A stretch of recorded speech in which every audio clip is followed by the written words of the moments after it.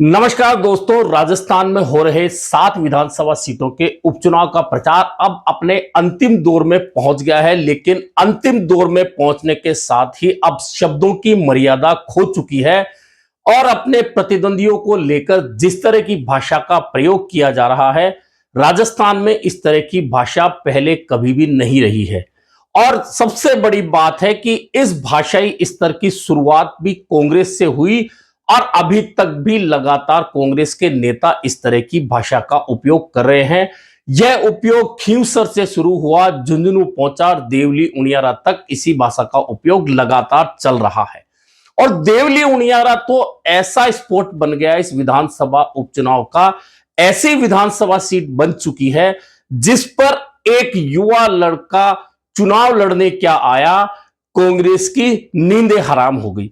आपको याद होगा कि जब यह उपचुनाव शुरू हुआ था और नरेश मीणा ने देवली उनियारा से नामांकन दाखिल किया था, तो सांसद हरीश मीणा से मीडिया ने एक सवाल किया था। सवाल यह था कि आपको डैमेज करेगा क्या, आप इसकी परवाह करते हैं या इन्हें बिठाने का प्रयास करेंगे? तो सांसद हरीश मीणा के बोल थे कि कौन डैमेज करेगा, कितना डैमेज करेगा, कौन सा डैमेज करेगा, यानी कि हमें ऐसे लोगों की कोई परवाह नहीं है। यह शब्द थे सांसद हरीश मीणा के। लेकिन अब जब चुनाव प्रचार में मात्र 3 दिन का समय बचा है, तो जिस तरह की भाषा का उपयोग सांसद हरीश मीणा ने मंच के ऊपर से किया है, उससे बहुत स्पष्ट नजर आ जाता है कि जिस युवा नेता को लेकर कहा जा रहा था कि कौन डैमेज करेगा, अब वह कांग्रेस की नींदें हराम कर चुका है। और दरअसल जब प्रतिद्वंदी से या तो हम डरते हैं या प्रतिद्वंदी मजबूत हो रहा होता है, तो उसके खिलाफ हमारी भाषा का स्तर कमजोर हो जाता है। वो कमजोर स्तर में हरीश मीणा की जो भाषा है और मंच से जो बोल रहे हैं, चोर उठाई गिरा, चोर उठाई गिरे से हमें सर्टिफिकेट लेने की जरूरत नहीं है। कांग्रेस में वह है कौन? अभी कुछ दिन पहले करण सिंह को हरा के आया है छबड़ा में, कभी मुरारीलाल मीणा को गाली देता है, कभी धारीवाल जी के लिए बुरा बोलता है। अब यहां आ गया। कांग्रेस में था क्या? कांग्रेस में थोड़ी था, टिकट मांग लिया। चोर उठाई गिरों से हमें ईमानदारी का सर्टिफिकेट नहीं चाहिए। मैं 13 तारीख का इंतजार ही नहीं कर रहा। ये भाड़े के लोग आए ना बाहर से, भाड़े के, ये 10 को ही चले जाएंगे। मैं गलत बात नहीं बोलता हूं, पर मेरा फर्ज बनता है, क्योंकि आपने मुझे 3 बार जिताया है, तो मेरा फर्ज बनता है आपको मेरे अनुभव बताऊं और इनके कारनामे बताऊं। जो आदमी किसी पार्टी का नहीं, पार्टी का टिकट मांगता है, 6 महीने पहले करण सिंह जी को छबड़ा में लाया था, कभी मुरारीलाल जी को गाली देता है दोस्तों में, कभी प्रमोद जैन भैया को देता है, कभी धारीवाल जी को देता है कौन है इसका खुद का पता नहीं। मैं किसी की व्यक्तिगत चीजें नहीं कहना चाहता, पर इज्जत से कौन डरता है? जो इज्जत वाला होता है, जिसके संस्कार होते हैं, जिसकी पृष्ठभूमि होती है, जिसकी शिक्षा होती है, जिसकी दीक्षा होती है। हमको सर्टिफिकेट उठाई गिरों से नहीं चाहिए, चोरों से उठाई गिरों से ईमानदारी का सर्टिफिकेट नहीं चाहिए। कांग्रेस पार्टी हमें सर्टिफिकेट चाहिए जनता से, यहाँ के गरीब लोगों से, और मुझे पूरा भरोसा है आप सब लोग आदरणीय केसी मीणा जी को आशीर्वाद देंगे। अभी कुछ दिन पहले तक जिस व्यक्ति को हरीश मीणा ये बोल रहे थे कि हमें क्या डैमेज करेगा, हमें कोई दिक्कत नहीं है, अब उस व्यक्ति के प्रति अगर इस तरह की भाषा, यानी कि नरेश मीणा के खिलाफ इस तरह की भाषा सार्वजनिक मंच से सांसद हरीश मीणा काम ले रहे हैं, तो आप समझ सकते हैं कि नरेश मीणा देवली उनियारा में इतना तो मजबूत हो ही चुका है कि कांग्रेस को उसके खिलाफ इस तरह की भाषा का प्रयोग करना पड़ा है। और फिर कहते हैं कि मैं गलत नहीं बोलता, व्यक्तिगत जीवन पर बात नहीं करता। और यह व्यक्तिगत जीवन पर बात नहीं थी कि आप किसी उम्मीदवार को चोर उठाई गिरा कह रहे हैं। यह व्यक्तिगत बात नहीं है सांसद हरीश मीणा के लिए। और सांसद दूसरी बार बने हरीश मीणा, 2 बार विधायक बने हैं, पुलिस के डीजीपी रहे हैं, और अब वे बात कर रहे हैं चोर उठाई गिरे की। इसका सीधा सीधा मतलब यह है कि कहीं ना कहीं देवली उनियारा में कांग्रेस की चूल्हे हिलाने में नरेश मीणा सफल हो चुके हैं और कांग्रेस के वोट बैंक को नरेश मीणा समेट कर ले जा रहे हैं, यह तय है। अगर नरेश मीणा कमजोर होते, नरेश मीणा को वोट नहीं मिल रहा होता, नरेश मीणा के प्रति जनता की भावनाएं नहीं होती, तो प्रतिद्वंदी पार्टी के सांसद की यह भाषा तो कतई नहीं होती। खैर, यह भाषा बोलने वाले जाने, जवाब देने वाले जाने, लेकिन यह तय है कि देवली उनियारा में नरेश मीणा ने कांग्रेस के लिए बड़ी परेशानी खड़ी कर दी है। अब वह परेशानी नरेश मीणा को जीत के शिखर तक ले जाएगी या कांग्रेस को हराएगी या कांग्रेस को तीसरे नंबर पर ले जाएगी, यह तो परिणाम बताएंगे। लेकिन नरेश मीणा से कांग्रेस के अंदर डर पैदा हो गया है, यह तय बता रहा है सांसद साहब का सार्वजनिक मंच से बोलना।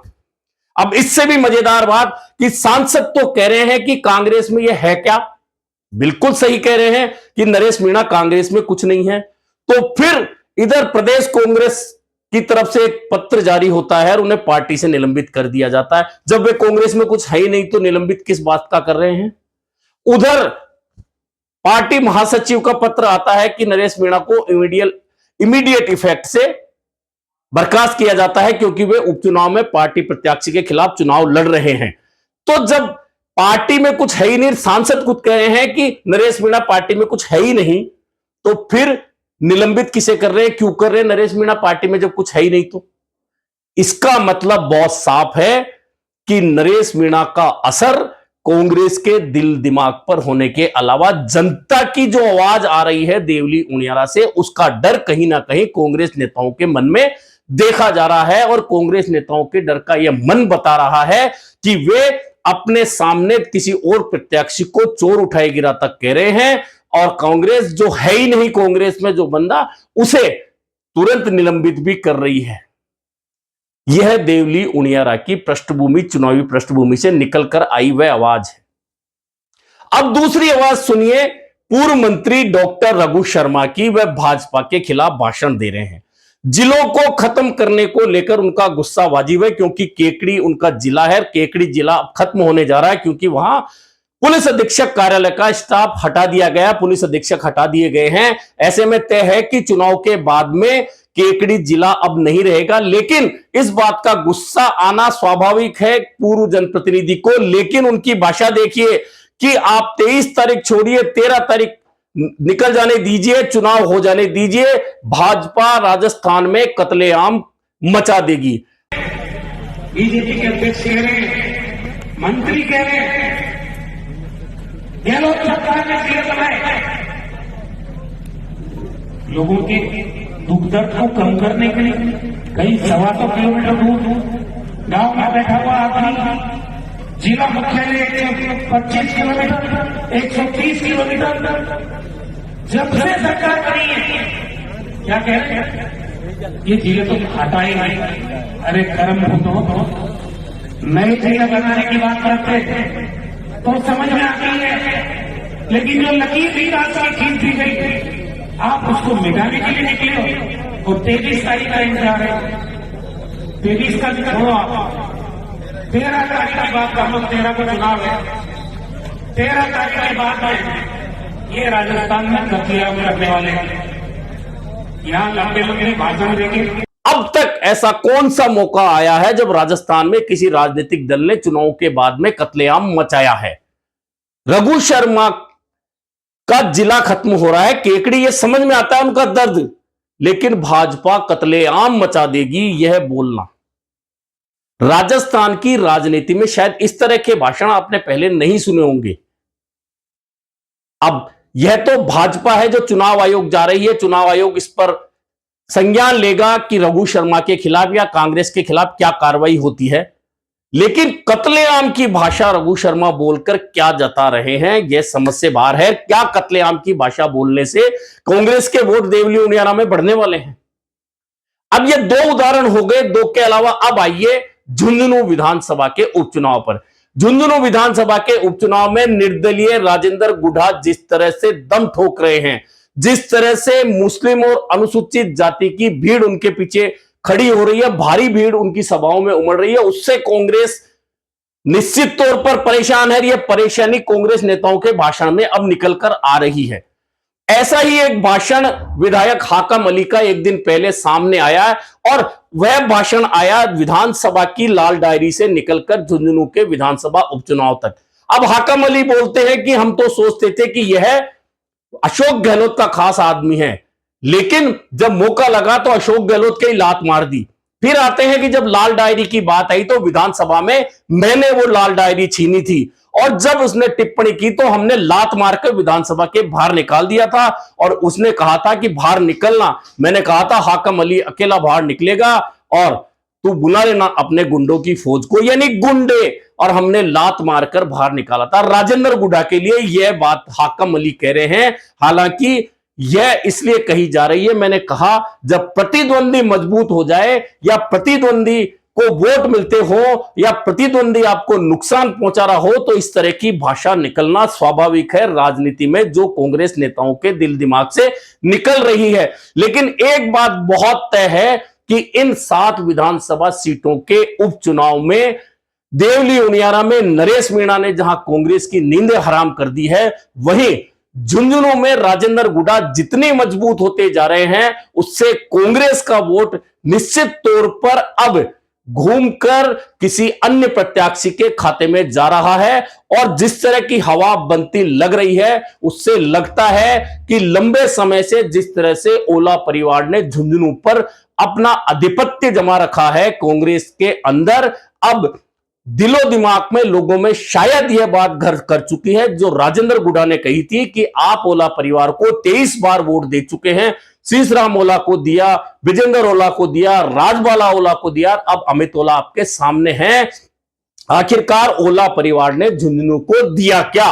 और एक बात और राजेंद्र गुडा ने कही थी कि मुस्लिम समाज को तो ये भरभूट समझते हैं, मुस्लिम समाज को क्यों टिकट देंगे, वो मुस्लिम समाज को सिर्फ 5 साल में एक बार वोट देने के लिए अपने साथ रखते हैं। यह कहीं ना कहीं यह अपील जो है झुंझुनू विधानसभा उपचुनाव में राजेंद्र गुडा की ओर से की गई है, वह कहीं ना कहीं जनता के दिलो दिमाग में फिट बैठती नजर आ रही है। और यही कारण है कि हाकम अली जो झुंझुनू लोकसभा क्षेत्र के फतेहपुर विधानसभा क्षेत्र के विधायक हैं, पहले उनके पिता भी विधायक थे, उनकी जो भाषा निकली है वे राजेंद्र गुडा को लात मारकर लाल डायरी छीनने की बातें कर रहे हैं मंच से, अशोक गहलोत को लात मारने की बातें राजेंद्र गुडा की ओर से कर रहे हैं। यह निश्चित तौर पर कहीं ना कहीं यह बात जरूर दर्शा रहा है कि राजेंद्र गुडा झुंझुनू में कांग्रेस की नींदें खराब करते दिख रहे हैं। और राजेंद्र गुडा के खाते में जितना मुस्लिम वोट जाएगा, जितना अनुसूचित जाति का वोट जाएगा, कांग्रेस उतनी ही कमजोर होती जाएगी। और अब चूंकि यहां प्रचार में सिर्फ 3 दिन का समय बचा है और इस 3 दिन के समय बचने से पहले जिस तरह की हवा उपचुनाव में झुंझुनू में बन चुकी है, उससे कहीं ना कहीं कांग्रेस को बड़ी भारी परेशानी का सामना करना पड़ेगा, ऐसा लग रहा है। और इस परेशानी कांग्रेस की के चलते भाजपा निश्चित तौर पर सहज स्थिति में आती दिख रही है। अब राजेंद्र गुडा कोई कमाल करेंगे, लेकिन इतना तय है कि झुंझुनू का इतिहास इस बार बदलता हुआ दिख रहा है। कुल मिलाकर देवली उनियारा में नरेश मीणा की एंट्री ने उस पूरे क्षेत्र के जातीय समीकरण, राजनीतिक समीकरण बदलने की तैयारी कर दी है। यही कारण है कि सांसद हरीश मीणा का भाषाई स्तर अपने प्रतिद्वंदी के खिलाफ उतरकर चोर उठाईगिरी की भाषा बोली जा रही है सार्वजनिक मंच से। इधर झुंझुनू में लात मारने की बात कांग्रेस के नेता कर रहे हैं।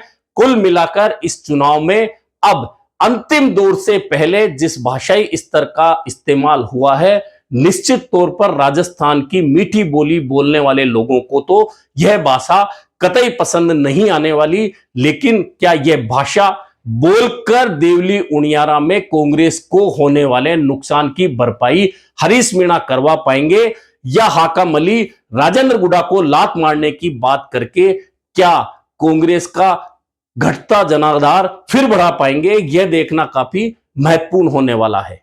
अभी के लिए इतना ही, फिर मिलेंगे नए मुद्दे पर चर्चा के साथ।